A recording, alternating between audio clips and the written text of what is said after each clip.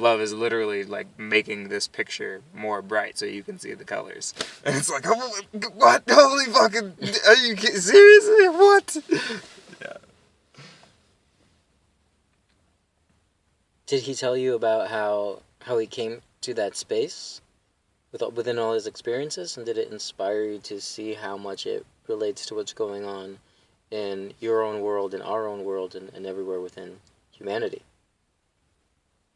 Yeah, I mean, it just seemed like it showed his personal experience in a very powerfully communicated, and I think successfully communicated snapshot of his life and his passion, and he was really able to show me, I think, why he does what he does and believes what he believes and thinks what he thinks and is who he is.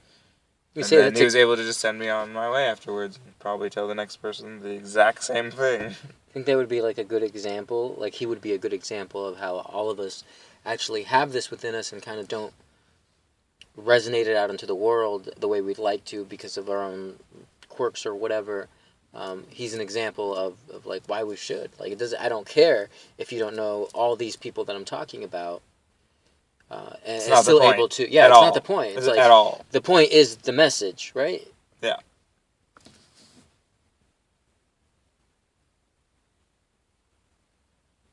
Point is the message. So he's showing us he goes first. I go first. He chose to I go first instead of you go first. Right. But I go first. Right. He did. And he was aware completely of how important everything he was saying and everything that he was doing. And he completely honored me and still gave me my space and my time by multiple times throughout the conversation acknowledging, I know you have to go very soon, or I know you're a volunteer. I know you have to serve and give back to the community. But Krishna, it's like just going right back into like, but I really believe that this is what you need to hear right now, just because I believe that this is what you need to hear right now. Mm. So remember when we talked about like for the show, like just to being completely present, maybe open to the Prosperity Bible, read a quote and see what spirit comes through that.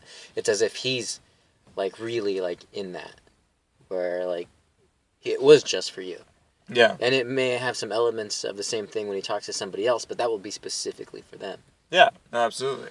And I could tell because it was him, him initiating the conversation, and then him starting at one point and moving in a progression from one book and one specific idea that we talked about briefly, and then he told his whole experience and his perspective on, and then said, "Oh, and that reminds me," and then he dug through and dug through another book, and then found this other one and opened it up, Nice. and then because we were on to a second book, he said, "Oh, here, hold this," and he gave me the first book, and then by the time he thought of the third book, he gave me the second book and said, "Here, hold this."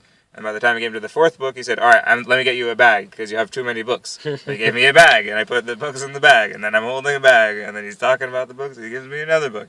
And then this other guy comes up and wants to join in on the conversation, and he starts talking about consciousness, and the guy gives us both a book, the same book. And so this one new guy has one book, and I now have 5 because I've been in the conversation longer. And he just continues on and doesn't care at all that this other person wants to get his attention and probably buy something and blah, blah, blah.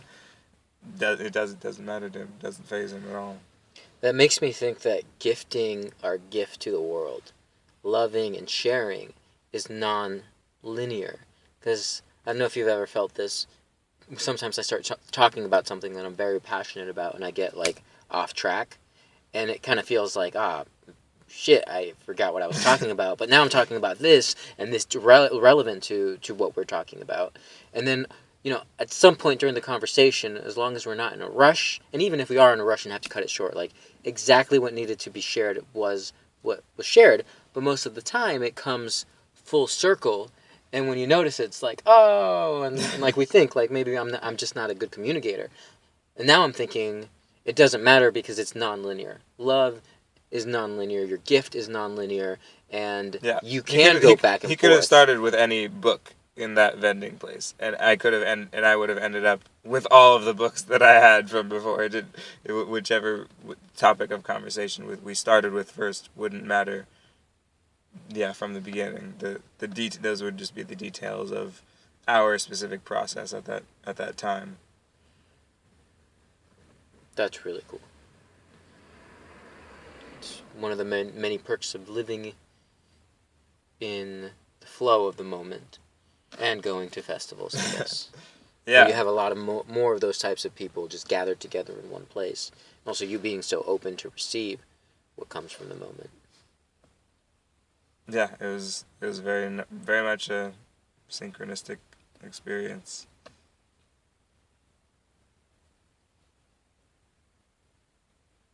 Yeah, I'm not sure what I'm gonna continue to get all out of it.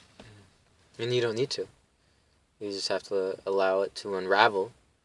And if you work on your intentions consciously and you actually want to, you don't have to because the right stuff happens anyway. You can powerfully show up and manifest whatever you desire, as they say in the New Age airy fairy community that we like to make fun of and are huge fans of.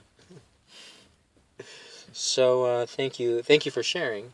Just a little behind the scenes as we continue to build on the BrainSex Institute and our podcast. I am Jonathan Eleazar Navi, joined by, Thayer Brown. and we are the founders of BrainSex Institute. We look forward to sharing with you even more as we move and groove along.